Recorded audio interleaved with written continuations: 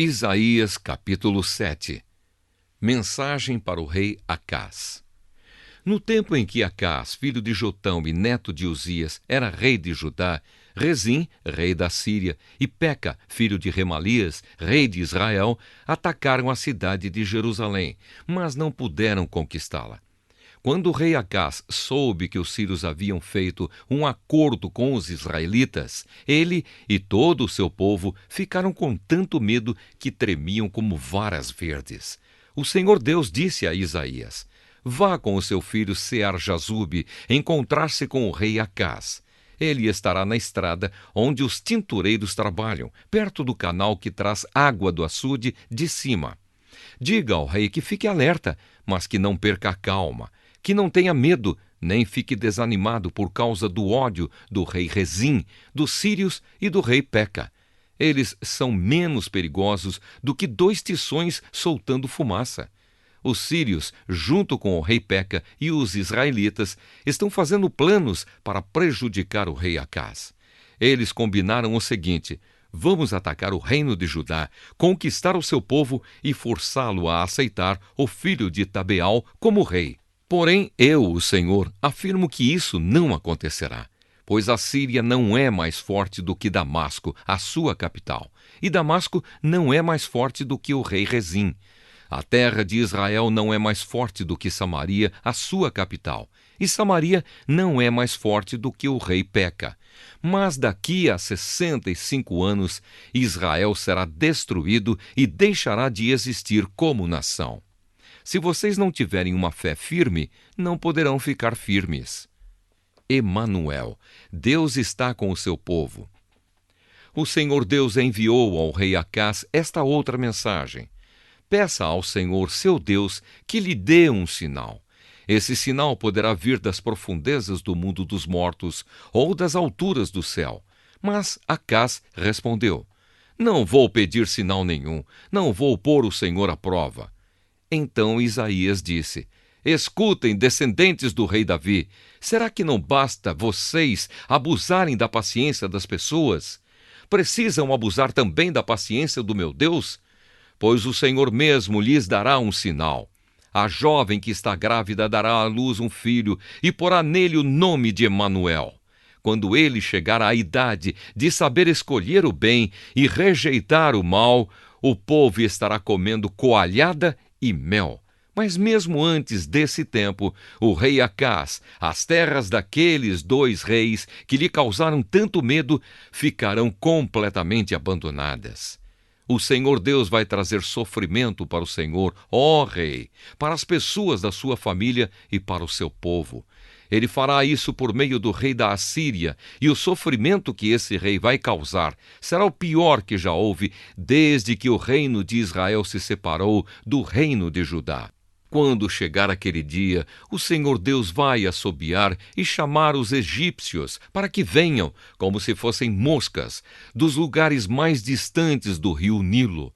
E assobiará também para que os assírios, como um enxame de abelhas, venham da sua terra. Eles virão e, como enxames, pousarão nos vales mais profundos, nas fendas das rochas e em todos os espinheiros e em todos os lugares onde o gado bebe água.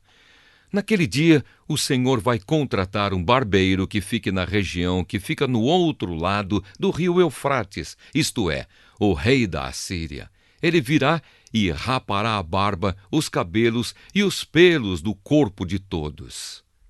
Naquele dia, quem ficar com uma vaca nova e 2 cabras terá tanto leite que poderá comer coalhada. E todos os que ficarem com vida no país comerão coalhada e mel. Naquele dia, o que antes era uma plantação com 1000 pés de uva, valendo 1000 barras de prata, virará um terreno cheio de mato e de espinheiros. O país todo ficará coberto de espinheiros, e os homens irão ali caçar com arco e flechas. E todos os montes onde antes havia plantações ficarão tão cobertos de mato e de espinheiros que ninguém terá coragem de ir até lá. Somente o gado e as ovelhas irão lá para pastar. Isaías, capítulo 8. O significado do nome do filho de Isaías. O Senhor Deus me disse: pegue uma tabuleta grande e escreva nela, em letras bem grandes, o seguinte: Maher Salal Has-Baz. E procure 2 homens de confiança, isto é, o sacerdote Urias e Zacarias, filho de Jeberequias, para servirem de testemunhas. Algum tempo depois, a minha mulher, a profetisa, ficou grávida e deu à luz um filho. Aí o Senhor me disse: ponha nele o nome de Maher Salal Has-Baz, pois antes que ele aprenda a dizer papai ou mamãe, o rei da Assíria levará embora todas as riquezas de Damasco e de Samaria. O Senhor falou comigo de novo. Ele disse: esse povo não quis as águas calmas do riacho de Siloé e está tremendo de medo do rei Rezim e do rei Peca. Por isso, eu, o Senhor, vou trazer o rei da Assíria e o seu poderoso exército para atacarem esse povo. Eles avançarão como uma enchente do rio Eufrates, que sobe acima das margens de todos os canais e de todos os rios que desembocam nele. Eles invadirão a terra de Judá como as águas de uma enchente que cobrem tudo e sobem até o pescoço da gente. Mas Deus está com o seu povo. As suas asas abertas protegem a terra prometida. Reúnam-se, povos, mas fiquem com medo. Escutem, todos os países distantes. Preparem-se para a guerra, mas vocês serão derrotados. Sim, preparem-se para a guerra, mas vocês serão derrotados. Façam planos, mas eles não darão certo. Resolvam o que quiserem, mas tudo fracassará, pois Deus está conosco. Deus avisa o profeta e os seus seguidores. O Senhor Deus pôs a sua poderosa mão sobre mim e avisou a mim e aos meus seguidores que não andássemos no caminho que o povo estava seguindo. Ele nos disse: não pensem que tudo o que o povo chama de revolução seja revolução mesmo. Não fiquem assustados, nem tenham medo daquilo de que o povo tem medo. Pelo contrário, fiquem assustados por minha causa e tenham medo de mim, pois eu, o Senhor Todo-Poderoso, sou santo. Eu serei um templo para abrigar vocês. Serei também uma pedra e uma rocha que fará com que os povos de Judá e de Israel tropecem e caiam. Serei uma armadilha e um laço para pegar os moradores de Jerusalém. Muitos tropeçarão, cairão e se despedaçarão. Ficarão presos nessa armadilha. Eu disse aos meus seguidores: guardem a mensagem e lembrem dos ensinamentos que o Senhor me deu. Ele se escondeu do seu povo, mas eu confio nele e nele ponho a minha esperança. Aqui estou eu com os filhos que o Senhor Deus me deu. O Senhor Todo-Poderoso, que mora no Monte Sião, nos enviou para sermos sinais que causem espanto ao povo de Israel. Algumas pessoas vão pedir que vocês consultem os adivinhos e os médiuns, que cochicham e falam baixinho. Essas pessoas dirão: precisamos receber mensagens dos espíritos, precisamos consultar os mortos em favor dos vivos. Mas vocês respondam assim: o que devemos fazer é consultar a lei e os ensinamentos de Deus. O que os médiuns dizem não tem nenhum valor. Tempos de aflição. O povo andará de um lugar para outro sem rumo, desanimado e com fome. Por causa da fome, ficarão com raiva e amaldiçoarão o seu rei e o seu Deus. Olharão para o céu e depois para a terra e verão somente sofrimento e escuridão, trevas e angústia, porém, não poderão escapar delas. Isaías, capítulo 9. O príncipe da paz. Mas a aflição dos que estiverem sofrendo vai acabar. No passado, Deus humilhou a terra das tribos de Zebulon e de Naftali, mas no futuro ele tornará famosa essa região que vai desde o mar Mediterrâneo até a terra que fica no lado leste do Rio Jordão, isto é, a Galileia dos pagãos. O povo que andava na escuridão viu uma forte luz.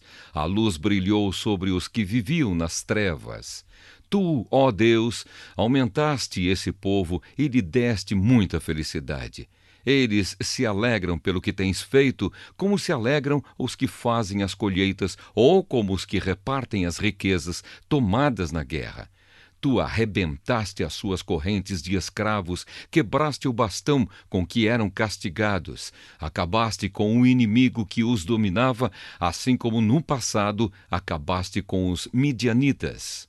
As botas barulhentas dos soldados e todas as suas roupas sujas de sangue serão completamente destruídas pelo fogo. Pois já nasceu uma criança, Deus nos mandou o menino que será o nosso rei. Ele será chamado de Conselheiro, Maravilhoso, Deus Poderoso, Pai Eterno, Príncipe da Paz. Ele será descendente do rei Davi. O seu poder como rei crescerá e haverá paz em todo o seu reino.